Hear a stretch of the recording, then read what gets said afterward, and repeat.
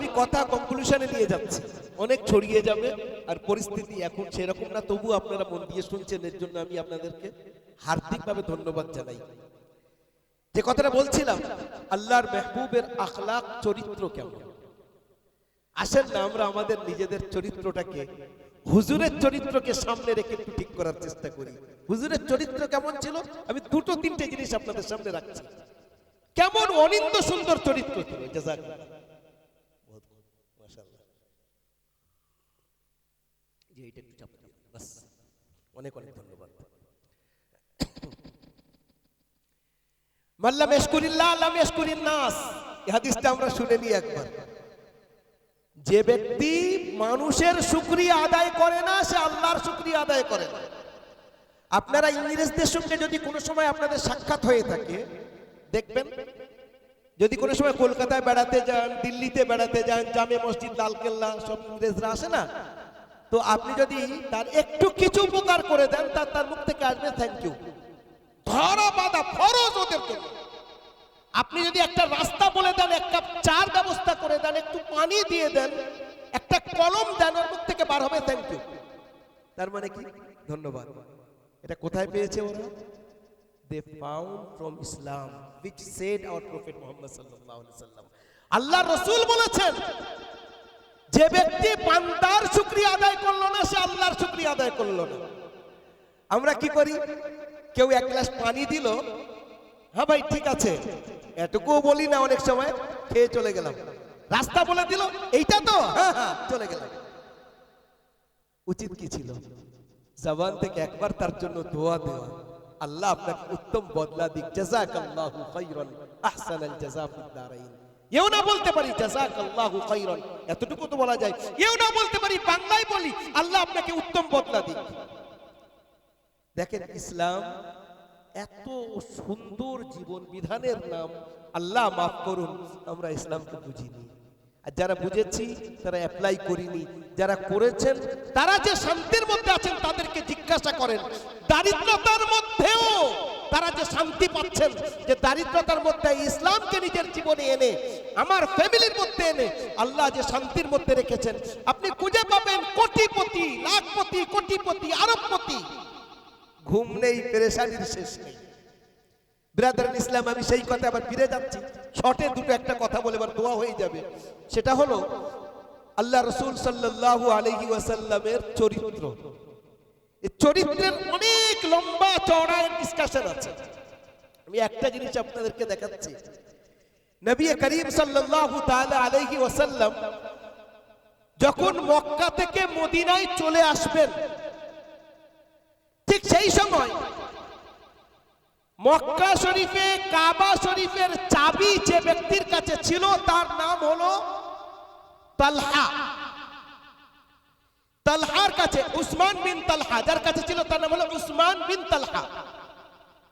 উসমান বিন তালহার কাছে হুজুর গিয়ে বলছেন, একটু চাবিটা দেবে, আমি একটু কাবা শরীফের ভিতরে যাব। কে বলছেন? কায়নাতের সর্দার, আল্লাহ পাকের মাহবুব, তিনি বলছেন একটু চাবিটা দেবেন, আমি একটু কাবা শরীফের ভিতরে যাব। উসমান বিন তালহা উত্তরে বলছে, কখনো দেব না। হুজুর বলছেন, একটা সময় আসবে উসমান, তুমি নিজে হাতে চাবি নিয়ে আমার সামনে দাঁড়াবে। বলছে, এটা দিবা স্বপ্ন আপনার, এটা হতেই পারে না, আমরা আপনাকে নবী বলে মানি না, আর কাবা শরীফের চাবি আপনার কাছে দেব, অসম্ভব। হুজুর বললেন, আল্লাহ যদি তোমাকে বাঁচায় আর আমাকে বাঁচায়, তুমি দেখবে নিজে চোখে, তুমি চাবি নিয়ে আমার সামনে আসবে। হুজুর চলে আসলেন, মনের দুঃখে আল্লাহর ঘরে ঢুকতে পারলেন না, মদিনায় চলে এসেছেন। 10 বছর পর মক্কা বিজয় হচ্ছে, হুজুর গিয়েছেন, সব নিজের নিজের জায়গায়, কেউ নিজের ঘরের মধ্যে ঢুকে ঘরের দরজা বন্ধ করে দিয়েছে। হুজুর বললেন, যে নিজের ঘরে থাকবে, দরজা বন্ধ করে রাখবে, সে হেফাজতে থাকবে। যে আবু সুফিয়ানের বাড়িতে থাকবে, সে হেফাজতে থাকবে। সব হুজুর বলে দিলেন। সেই সময় হাজার হাজার মানুষ, তারা কোথাও জায়গা পায়নি, ও তো সামনে বসে আছে। সবাইকে হুজুর জিজ্ঞাসা করছেন, তোমাদের ব্যাপারটা বলো, সবাই বলছে আপনি আমাদের ভাই, আপনি আমাদের ভাইপো, আপনি আমাদের চাচা, যা যা সম্পর্ক হয় আপনি খুব ভালো, আপনি যদি আমাদেরকে মাফ করেন। হুজুর উত্তরে বলছেন লা তাসরিবা আলাইকুমুল ইয়াউম আনতুমুত তুলাকা, যাও, কারোর কোনো ব্যাপার নেই, যে যার জায়গায় যাও। ওই সময় হুজুর বলছেন উসমান বিন তালহা কোথায়, আলী খবর নাও। উসমান বিন তালহা এসেছেন, কিছু বলছেন? আচ্ছা আচ্ছা, করেছেন অনেকটাই, আপনারা খারাপ মনে করছেন না তো? ঠিক আছে, সুন্দর চাঁদ, মাশাআল্লাহ। তো উসমান বিন তালহা কোথায়, সামনে এসেছে। হুজুর বলছেন মনে আছে, মনে আছে? উসমান বিন তালহা তখন কাঁপছে আর বলছে আমার মনে আছে, আমার মনে আছে, আপনি আমার কাছে চাবি চেয়েছিলেন, আমি আপনাকে দিই নাই। আর আজ আপনার সামনে আপনার ভবিষ্যৎবাণীটা অতি বাস্তব হয়ে দাঁড়িয়ে আছে, এই নেন চাবি। হুজুর বলছেন তুমি এখানে দাঁড়াও। হুজুর ভিতরে গেলেন, ভিতরে যতগুলো আবর্জনা ছিল সব পরিষ্কার করালেন। আল্লাহ সুবহানাহু ওয়া তাআলার রাসূল কাবা শরীফকে ধোয়ালেন, তার মধ্যে নামাজ আদায় করলেন হযরত বিলালের রিওয়ায়াত অনুযায়ী, কান্নাকাটি করলেন, আল্লাহর শুকরিয়া আদায় করলেন। বার হয়ে এসে উসমান বিন তালহাকে ডাক করালেন, উসমান কোথায়? বলছে জি এই। বলছে এই নাও চাবি। উসমান আশ্চর্য, সে কি চাবি আমাকে দিচ্ছেন আপনি? বলছে আল্লাহ পাকের হুকুম এসেছে, ইন্নাল্লাহা ইয়া'মুরুকুম আন তুআদ্দুল আমানাতি ইলা আহলিহা। আল্লাহ হুকুম দিচ্ছেন যে আমানত আমানতদারের কাছে দিয়ে দাও। উসমান বিন তালহা বলছেন মা রাআইতু মিসলাক ইন্নী আশহাদ আন্নাকা রাসূলুল্লাহ আশহাদু আল্লা ইলাহা ইল্লাল্লাহ ওয়া আশহাদু আন্না মুহাম্মাদান আবদুহু ওয়া রাসূলুহু। হুজুরের এই অনুপম চরিত্র দেখে হযরত উসমান বিন তালহা ওই জায়গায় কালিমা পড়ে মুসলমান হয়ে গেছেন। শুধু তাই না, হুজুর বললেন এটা তোমার খানদানে থাকবে, জালিম ছাড়া তোমার খানদান থেকে কেউ নিতে পারবে না। আজও পর্যন্ত বানু সাইবা ওনাদের খানদান, আজও পর্যন্ত ওই খানদানের সবচেয়ে বেশি বয়সদার হয়, তার কাছে কাবা শরীফের চাবি রাখা আছে, হুজুর দিয়ে গেছেন। চরিত্রকার বলে, আখলাককার বলে হযরত যায়েদ বিন হারিসা রাদিয়াল্লাহু তাআলা আনহু। কোরআনে কারীমের মধ্যে একজন সাহাবীর নাম আছে, আর কোন সাহাবীর নাম নেই। আলোচনা আছে তো অনেক, কিন্তু নাম আছে একজনের, যার নাম হলো যায়েদ। ফালাম্মা ক্বাদা যায়েদুন ওয়াতারান যাওয়াজনাকাহা, 22 পারা দ্বিতীয় পৃষ্ঠায়। যায়েদ ইনি কে?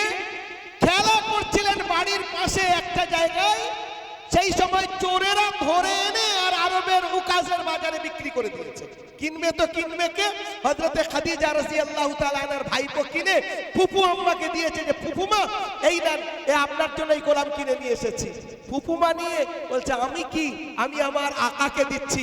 হুজুরের কাছে গিয়ে বলছেন ইয়া রাসূলুল্লাহ, এই গোলামটা আমি আপনাকে হাদিয়া করলাম। গোলামটা, গোলাম মানে কি? কৃতদাস, যার নিজস্বতা কিচ্ছু নেই। আকা দিলে খাবে, ঘুমোবার অর্ডার দিলে ঘুমাবে, সে যা কামায় যদি সেও আকা, তার নিজস্ব বলতে কিচ্ছু নেই। এর থেকে বড় আর কষ্টের কারণ কি হতে পারে? স্বাধীনতা। সবচেয়ে সুন্দর জিনিস আল্লাহ পাকের কৃত দান, সেটাকে মানুষ হরণ করে নিয়ে কৃতদাস বানিয়েছে, গোলাম। ওই যায়েদ একদিন ব্যবসা করতে যাচ্ছেন, নিজের বাড়ির পাশ থেকে যাচ্ছেন, অনেকদিন পর চাচা দেখতে পেয়েছে। আইনা কুনতা ইলাল আনিয়াসে, কোথায় ছিলে আপনি? তোমার মা, তোমার আব্বা, তোমার আব্বার মাথা খারাপ হয়ে গেছে, মা মারা গেছে। কুননা নুফাত্তিশুকা, কত জায়গায় না তোমাকে খুঁজেছি। যায়েদ বলছেন আমি তো একজনের গোলাম, কবে ফিরবে? আমি ব্যবসায় যাচ্ছি কিছুদিন পর। ঠিক আছে তুমি এসো, তোমার জন্য টাকা পয়সা নিয়ে যাচ্ছি, যত টাকা লাগে লাগবে, তোমাকে আমরা আবার পুনরায় উদ্ধার করে নিয়ে আসবো। বলছে আসে। যায়েদ চলে এসেছেন ব্যবসা থেকে, ওনার চাচা যথেষ্ট পয়সা করে নিয়ে উপস্থিত। হুজুরের কাছে গিয়ে বলছে যায়েদের চাচা, ইস্তামাতু আনকা কাসীরা, আপনার ব্যাপারে অনেক কথা শুনেছি, আপনি দয়া করে যা টাকা লাগে নেন আর আমার ভাইপোটাকে আপনি দিয়ে দেন। হুজুর বলছেন টাকা রেখে দেন, আপনার ভাইপোকে গিয়ে জিজ্ঞাসা করেন, ও যদি যেতে চায় তো নিয়ে যান। তখন হযরতে যায়েদের চাচা আপ্লুত, নন্দিত, খুশিতে ভরা হযরতে যায়েদের কাছে এসে বলছেন, তোমার আকার ব্যাপারে যা শুনেছিলাম তার থেকে উনি মহান। কি হয়েছে চাচাজি? বলে একটাও টাকা তো নিলেন না, উপরন্তু বললেন যে যদি যায়েদ যেতে চায় তো নিয়ে যাও। যায়েদ চলো বাবা বাড়িতে। হযরতে যায়েদের উত্তর শুনে, চাচাজি আপনার ভালোবাসা অকৃত্রিম, আমি আপনার ভালোবাসার কদর করি, আমার মা বাপের ভালোবাসা অকৃত্রিম। তবে চাচাজি আমাকে ক্ষমা করবেন, আমি হুজুরকে ছেড়ে যেতে পারবো না, আমি হুজুরের গোলাম হয়েই থাকতে চাই। যায়েদের চাচা আশ্চর্য, গোলাম হয়ে থাকতে চাচ্ছ? আমি হুজুরের গোলাম হয়েই থাকতে চাই, আমি যাব না চাচাজি। হুজুর যখন এটা শুনলেন, হুজুর তাকে স্বাধীন করে দিয়ে নিজের ছেলে বানিয়ে নিলেন, নাম দিলেন যায়েদ বিন মুহাম্মদ, মুহাম্মাদের ছেলে যায়েদ। তারপরে আল্লাহর তরফ থেকে আবার হুকুম আসলো যে না, উদউহুম লিআবাইহিম হুয়া আকসাতু ইনদাল্লাহ, যার আব্বা তার নামেই বলো। তখন আবার যায়েদ বিন হারেসা হলো, কিন্তু হুজুর নিজের ছেলের মতো ভালোবাসতেন। ডান দিকে হযরত হাসানকে বসাতেন, বাম দিকে উসামাকে বসাতেন, যায়েদের ছেলে উসামা, আর এইরকম চাদর দিয়ে ভরে নিয়ে বলতেন, আল্লাহ আমি এই দুটো বাচ্চাকে ভালোবাসি। কখনো হাসান হুসাইনকে নিতেন, কখনো আরেকজনের পরিবর্তে উসামাকে বসাতেন। উসামা হলেন যায়েদের ছেলে, অর্থাৎ নিজের মুখ বলা ছেলের ছেলে নিজের নাতির মতো ভালোবাসতেন। এইভাবে হুজুর দেখিয়ে গেছেন আখলাক কার বলে, চরিত্র কার বলে। ব্রাদার ইসলাম, আমাদের আখলাক, আমাদের চরিত্রের পরিস্থিতিটা কি? আমি শর্টে বলছি, চরিত্র শুরু হয় জীব থেকে। চরিত্র শুরু হয় জীব থেকে, শেষ হয় দিলে গিয়ে। এর 300 স্তর আছে। আমার আপনার যে জীবটা দেখতে খুব ছোট, কিন্তু জিরমুহু সগীর ওয়া জুরমুহু কাবীর, দেখতে ছোট, এর গুনাহ সর্বনাশ। কিরকম? আল্লাহর মেহবুব বলছেন, একবার একটা কবরের, দুটো কবরের পাশ থেকে যাচ্ছিলেন, কবরওয়ালাদের আযাব হচ্ছিল। হুজুর বলছেন, জানো এদের কেন আযাব হচ্ছে? ওমা ইউআযাবানি ফি কাবীর, কোনো বিশেষ বড় জিনিসের ব্যাপারে না। অর্থাৎ যারাই কবরে আছে তারা যে গুনাহ দুটো করত, বিশেষ গুরুত্ব দিত না, বলতো না, মনে করতো না যেটা কোনো বড় গুনাহ। এক নম্বর হলো তারা চুগলি করত, একের কথা অপরের কানে গিয়ে লাগাতো। আর দ্বিতীয় হলো পেশাব থেকে বাঁচতো না, পেশাবের ছিটে লাগতো। অনেকে পেশাব করে ভালোভাবে পাক হয় না। এবারে সেই ছিটা বলি আর কাতরা বলি, সেইটা যদি আমার আপনার শরীরে কাপড়ে লেগে যায়, নামাজ তো কিছুই হবে না। অথচ তার পিছনে সময় দেওয়া দরকার। সময় আমরা দিই না, যেভাবেই বসি উঠে চলে আসে। এই জন্য তো কুলুক, যেটাকে কুলুক বলা হয়, সেটা আল্লাহ রাসূল সাল্লাল্লাহু আলাইহি ওয়াসাল্লামের বড় সুন্নতের মধ্যে থেকে একটা, আমরা ভুলে গেছি। জীবের কথায় যাচ্ছে, জীব দেখতে ছোট, কিন্তু এর 32টা দরওয়ান আর একটা গেট। 32টা দরওয়ান দিয়ে আল্লাহ এটাকে হেফাজত করছেন। গেট খুলবে, দরওয়ানগুলো সরাবে, চিন্তা করো কি করবে। হযরত আবু বকর সিদ্দিক রাদিয়াল্লাহু তাআলা আনহু একবার নিজের জিভ ধরে এরকম এত জোর ধরেছেন যেন ছিঁড়ে ফেলবেন। হযরত ওমর বলছেন, আবু বকর আল্লাহর রহমত হোক আপনার উপরে, কি করছেন? আবু বকর বলছেন, আওরাদানিয়াল মাওয়ারিদ, হাযা আওরাদানিয়াল মাওয়ারিদ, মিশকাত শরীফের হাদিস। হুজুর হযরত আবু বকর বলছেন, এ আমাকে ধ্বংস করে দিয়েছে। এবার আপনারা খেয়াল করেন, বাড়ির ভিতরে থেকে বাইরে পর্যন্ত ভাই ভাইয়ে গন্ডগোল, স্বামী স্ত্রী গন্ডগোল, ননদে ভাবিতে গন্ডগোল, স্ত্রী আবার শাশুড়ি বৌমাতে গন্ডগোল, 90% থেকে বেশি জীবের কারণে। যদি একজন চুপ করে থাকে কোনো ঝামেলা হয় না। জীব দেখতে ছোট। একবার আপনি অপরিচিতা কাউকে দুজন সাক্ষী রেখে বললেন আমি বিয়ে করলাম, সে বলল রাজি, আমি কবুল। সারা জীবনের জন্য যার সঙ্গে মানে সম্পর্ক রাখা হারাম ছিল, জিভ থেকে বলার কারণে হালাল হয়ে গেল, আপনার জীবন সঙ্গিনী হয়ে গেল। আর উল্টো একটু আগে আমি শুয়ে আছি এখানে, আপনাদের এখানে আমার কাছে ফোন এসছে, হুজুর মেটিয়াপুরুষ থেকে ফোন এসছে। মেটিয়াপুরুষ আপনারা জানেন, এখান থেকে তো আপনাদের, তো মেটিয়াপুরুষ থেকে ফোন এসছে, হুজুর একেবারে টর অবস্থায়, মদ্যপায়ী অবস্থায়, একেবারে নেশা অবস্থায় নিজের বউকে 3 তালাক দিয়েছে, কি হুকুম? তাই বলে ওকে কে খেতে বলেছে ওটা? আর দুনিয়ায় খাওয়ার পরে আর কাজ ছিল না, বড় পরে গিয়ে যত হামলা। তারপরে যেটা মশলা সেটা বলার বলছিলাম, আপনি জবান থেকে বলে দিয়েছেন নিজের স্ত্রীকে, আর পরে বলেন হুজুর আমি ভিতর থেকে বলিনি, তো উপর থেকে বলেছি। ওটা শোনা হবে না। হুজুরের বাপের ক্ষমতা নেই যে আপনাকে বলে দেবে তুমি যেহেতু ভিতর থেকে বলনি, জিভ থেকে বলেছো, তাই ওটা ধরা হবে না। যে না, জবান থেকে যেটা বলেছেন সেটাই ধরা হবে। জবানের দাম আমরা বুঝতে পারছি। ছোট্ট একটা ঘটনা বলে আমি কথা লাস্টের দিকে নিয়ে যাচ্ছি, কথা শেষ করে দেব। হযরত মাওলানা তারিক জামিল সাহেব মুত্তাসিল্লুহুল আলী, বড় আল্লাহর ওলি মানুষ, বুজুর্গ মানুষ, নাম শুনেছেন আপনারা। আল্লাহ ওনার দ্বারা অনেক কাজ নিয়েছে, কাজ নিচ্ছেন। ওনার বোনের কাছে একবার একটা শাশুড়ি মা আসে, শাশুড়ি মা। এই শাশুড়ি মা এসে বলছে যে আমার একটা তাবিজ দাও, যেন আমার বৌমারা আমার বিরুদ্ধে কথা না বলে। জানেন তো বিষয়টা, যতদিন বৌমা থাকে না, শাশুড়ি জ্বালায়, আবার ওই বৌমা যখন শাশুড়ি হয় তখন বৌমারা জ্বালায়। বহুত মুসিবতি কথা এটা।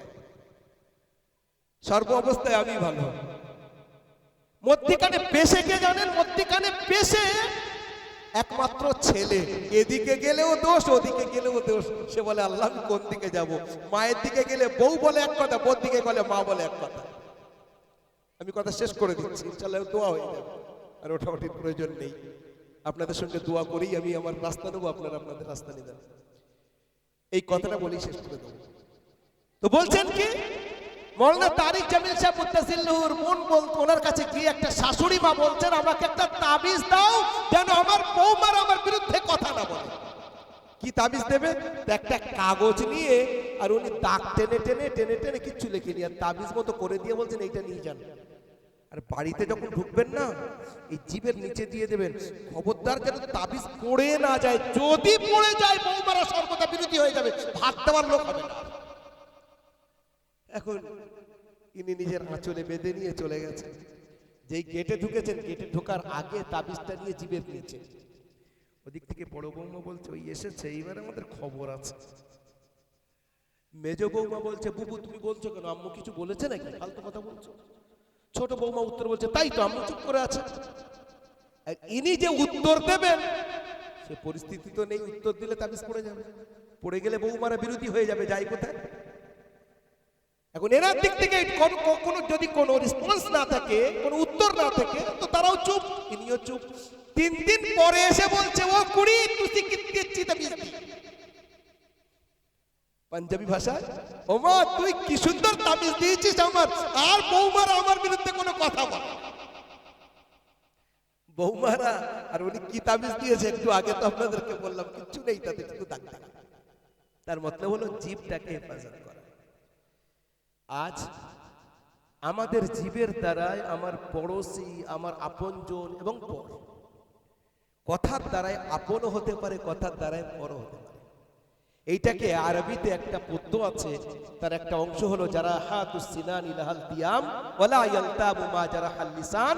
আপনি কাউকে তরবারি দিয়ে আঘাত করলে হয়তো একদিন সে ভুলে যাবে, কিন্তু মনে রাখবেন যদি কথার আঘাত আপনি করেন সে ভুলতে পারবে না। সে যদি অনুভূতিশীল হয় সে একদিন বলবে যে আমাকে এত বড় কথা বলেছে আমি ভুলতে পারছি না। এই জন্য ব্রাদার ইসলাম, আমি আপনাদের কাছে মেহমান হিসেবে এসেছিলাম। 2-4টে কথা আল্লাহ পাক যতটুকু বলিয়েছেন, আমি যদি পুরো বয়ানের নির্যাস, যেটা আমার অভ্যাস আল্লাহ করিয়ে দিয়েছেন, সেটা নির্যাস আপনাদের সামনে বার করছি। 3-4টে কথা। 1 নম্বর কি? নিয়ত। শুরুতে বলেছিলাম যে কাজ আমি আপনি করি তার পিছনে যদি নিয়তটা আমাদের ঠিক থাকে, অল্প আমল হলেও সেটাকে আল্লাহ অনেক বড় করে দেবেন। আপনি 10 টাকা দান করেছেন নিয়ত ঠিক রেখে, সেটা আপনার আল্লাহ পাক এত বাড়িয়ে দেবেন, কমপক্ষে 7 গুণ, আরো বেশি 700 গুণ বাড়িয়ে দিতে পারেন, আরো বেশি। আল্লাহু ইউদাইফু লিমান ইয়াশা। প্রথম নম্বর নিয়তের কথা বলেছি আপনাদের সামনে। দ্বিতীয় নম্বর বলেছিলাম নামাজের বিষয়। আপনাদের মনে আছে খুব সম্ভব, যারা শুরুতে আছেন। যুবক ভাইদেরকে সাধুবাদ জানাই যারা এই প্রোগ্রাম করেছেন, করছেন, আগামীতেও করবেন। আপনারা সবাই যেমন ভাবে সঙ্গ দিয়েছেন, সাথ দিয়েছেন, কোঅপারেট করেছেন, আরো বেশি করে করেন। এই ওসিলায় অন্তত কিছু দিনের কথা তো সবার সামনে আসছে। যে ভাইয়েরা উদ্যোগ নিয়েছেন তাদেরকে সাধুবাদ না জানিয়ে তো আমাদের উপায় নেই, কারণ তারা চেষ্টা করেছে বলেই এটা সম্ভব হয়েছে। একটা প্রোগ্রাম করতে গেলে তার পিছনে কতটা হেডেক যারা করে তারা জানে। আমি সেই আসছি আপনার মগরাহাট থেকে, সারা দুনিয়া ঘুরে ঘুরে হিসাব করছিলাম প্রায় 400 কিলোমিটারের কাছাকাছি। আমি এসছি ট্রেনে, মানে যাওয়া আসার কথা বলছি। এবারে এনারা সেখানে স্টেশনে আমার জন্য আগে থেকে গাড়ি পাঠিয়ে রেখেছেন, আগে থেকে। তাই চিন্তা ভাবনাটা মাথায় রাখতে আসছে যে একজন বক্তা এইভাবে আসছেন, আরেকজন আরেকভাবে আসবেন। শুধু বক্তা নাই, পুরো যে মানে প্রোগ্রামটা সেটেল করতে গিয়ে কতটা হেডেক নিতে হয়। তো তাদের জন্য আমরা দোয়া করি, আল্লাহ তাদের তৌফিক দিক, আরো ভালো হোক, ভালোভাবে কাজ তারা করুক। এবং তারা আমাদের সমাজের জন্য একটা কথা মনে পড়ে গেছে, আপনাদের বলে যাই। আপনারা শুনেছেন ক্লাবের দ্বারায় অনেক কাজ হয় না, ক্লাবের দ্বারায় ক্লাবের বন্ধুরা কাজ করে। এই ক্লাবের কনসেপ্ট কোথা থেকে এসেছে? আমি হাওড়ায় প্রোগ্রামে গেছি, একটা ক্লাবের, তার নাম হলো হিলফুল ফুজুল। আমি তাদেরকে বললাম যে কোথায় পেয়েছো নামটা? তো হাসতে বলে আপনি তো জানেন আল্লাহর মাহবুব সাল্লাল্লাহু আলাইহি ওয়াসাল্লাম তখন নবী হননি, তার আগে একটা ক্লাব তৈরি করেছিলেন, একটা সংগঠন করেছিলেন, তার নাম দিয়েছিলেন দুনিয়াতে নবুয়তের প্রকাশ করার আগে, হওয়ার আগে তার নাম দিয়েছিলেন হিলফুল ফুজুল। হুজুর নিজে সভাপতি, হযরত আবু বকর সেক্রেটারি। আর তার দ্বারা কাজ কি করতেন? এতিম বাচ্চাদের মাথায় হাত রাখা, বিধবাদের পাশে দাঁড়ানো, গরিবদের সাহায্য করা, যারা অসহায় তাদের চোখে মানে চোখের পানি মুছে দেওয়া, সমস্ত রকম সাহায্যের কাজ করতেন। আমাদের যুব সমাজ এইরকম ভালো কাজের দিকে আলহামদুলিল্লাহ, শুধু মুরব্বীদের তাদেরকে একটু ইন্সপায়ার করতে হবে, উদ্বুদ্ধ করতে হবে, তাদের নিয়ে কাজ দিতে হবে। এরা বিশ্বকে পাল্টাবে, এলাকা পাল্টাবে, সমাজ পাল্টাবে ইনশাআল্লাহ। এই জন্য তাদের সাহায্য করা আমাদের এটা কর্তব্য। আমি বলছিলাম যে আমি পুরো সামারি বলে দিচ্ছি। 1 নম্বর বলেছিলাম নিয়ত, 2 নম্বর বলেছিলাম নামাজ। হ্যাঁ, তার মধ্যখানে কিছু কথা এসেছে, সব ছেড়ে দিয়ে লাস্ট কথা যেটা বলেছি সেটা হলো আখলাক, চরিত্র। চরিত্র শুরু কোথায় থেকে হয়? জিভ থেকে হয়, শেষ হয় কোথায় গিয়ে? অন্তরে গিয়ে। এই অন্তরের উপরে কথা বলে আমি একদম স্ট্যাম্প মেরে দিচ্ছি। কি? আল্লাহ রসুল বসে আছেন মসজিদের মধ্যে, একজন সাহাবী পাশে বসে আছেন, তার নাম হলো হযরতে আব্দুল্লাহ বিন আমর বিন আস। সামনে থেকে একজন সাহাবী ঢুকছেন, হুজুর বলছেন চুপ, ওকে দেখো, ওই সাহাবীকে, ও জান্নাতি। আব্দুল্লাহ বিন আমর বিন আস বড় ধরনের ইবাদতকারী যুবক সাহাবী, আর যিনি ঢুকছেন তিনি বয়োবৃদ্ধ একজন বুড়ো সাহাবী। আব্দুল্লাহ বিন আমর বিন আস বলছেন যে আল্লাহ রসুল ওনাকে জান্নাতি বলেছেন, মানে ওনার স্পেশাল কিছু আমল হবে। ওনাকে ডাইরেক্ট না জিজ্ঞাসা করে, ওনার বাড়িতে মেহমান থাকবো, রাত্রে লুকিয়ে লুকিয়ে দেখবো ওনার আমল কি। রাত্রে চলে গেছেন, ওই সাহাবীর গিয়ে বলছেন চাচাজি আমি আপনার বাড়িতে আজকে থাকতে চাই, মেহমান হব। বলে আ বাবা থাকো। এখন ইনি তো ঘুমিয়ে গেছেন, রাত্রে ওই সাহাবীর আমল দেখবেন। বলে ও সাহাবী ঘুমিয়ে পড়েছেন, আর তাহাজ্জুদে উঠেছেন, তাহাজ্জুদ পড়ে হুজুরের পিছনে গিয়ে আল্লাহু আকবার, ফজরের নামাজ। বলে আল্লাহ, এই কাজটা সব সাহাবীরা করে, এনার বৈশিষ্ট্য বুঝে আসছে না। দ্বিতীয় দিন আবার বলছে চাচাজি আজকেও থাকবো। বলে থাকো বাবা, তুমি তো আমার বেটার মতো, থাকো। দ্বিতীয় দিন থাকলো, একই আমল। বলে আল্লাহ, আমি মনে করছিলাম স্পেশাল কোনো আমল হবে, বুঝে আসছে না। বলে আর একদিন থাকবো। তৃতীয় দিন বলছে চাচাজি আজও থাকবো। বলছে থাকো। দেখেছে সকালবেলা, বলছে চাচাজি 3 দিন থাকলাম, জিজ্ঞাসা করলেন না তো কেন থাকলাম? বলে বাবা, মেহমানকে কেউ জিজ্ঞাসা করে? তুমি আমার মেহমানাই বলবো কেন এসছো? এ কিরকম কথা? বলছে চাচাজি আমি বলছি আপনাকে, আল্লাহ রসুল না একদিন আপনাকে দেখে আমাকে বলছেন আব্দুল্লাহ দেখো ওই যে সাহাবী আসছে, উনি জান্নাতি। আমার মনের কৌতূহল হলো, বড় ইচ্ছা হলো আপনার আমলটাকে চুরি করবো, আপনার আমলটাকে জানবো। ওই আমল আমি করবো হুজুর যখন বলেছেন আপনাকে। তা বলছে তুমি কি দেখলে? ওই সাহাবী বলছেন কি দেখলে? বলছে আমার তো কিছু বুঝেই আসেনি, আপনি যা করছেন সবাই তো তাই করে। তো বলছে তাহলে আমার কিছু বলার নেই। বলে এই যুবক যখন চলে যাচ্ছে, তখন এই বুড়ো সাহাবী বলছেন তাআল হা হুনা উখবিরুক, এখানে এসো, আমি তোমাকে বলছি। কি চাচাজি একটু বলেন না? সাহাবারা ভালো আমল পেলে তো সারা দুনিয়ার নিয়ামতের থেকে তাদের এই আমলটা বেশি প্রিয়। বলেন না চাচাজি, ওই আমলটা আমি শুনতে চাই। বলে শোনো, রাত্রে যখন ঘুমাতে যাই আমার এইটা পুরো খালি থাকে। তার মানে মানে আমার দিলের মধ্যে, আমার অন্তরের মধ্যে কারোর ব্যাপারে কোনো বিদ্বেষ, হিংসা কিচ্ছু থাকে না। সাফ পাক হয়ে আমি ঘুমাতে যাই, সবাইকে মাফ করে দিই, কারোর কাছে ভুল করলে মাফ চেয়ে নিয়ে ঘুমিয়ে পড়ি। আমার দিলের মধ্যে কোনো খোট রাখি না। হুজুর বলেছেন হাজিহি মিন সুন্নতি, এটা আমার বড় সুন্নাত। এটা অত সহজে আসে না, খুব মেহনত করতে হয়। বলা যতটা সহজ আমি বলছি, আমার জন্য ওই রকম, আপনার জন্য সেই রকম। আল্লাহর কাছে তৌফিক চেয়ে, আল্লাহর কাছে যদি মেহনত চাই, তৌফিক চাই, মেহনত করি, একটা দিন আস্তে আস্তে আস্তে আস্তে ইনশাআল্লাহ চরিত্রের কিছু, আল্লাহ রসুলের কিছু গুণাবলী আমার আপনার মধ্যে দয়া করে আল্লাহ তাআলা। এই বলে আমি সাধুবাদ জানিয়ে আপনাদের সবাইকে অনেক অনেক হার্দিক অভিনন্দন এবং ধন্যবাদ জানিয়ে এই বলে বক্তব্য আমি ইতি করছি। ওয়া আখিরু দাওয়ানা আনিল হামদুলিল্লাহি রাব্বিল আলামিন। একবার সবাই দরুদ শরীফ পড়েন। আল্লাহুম্মা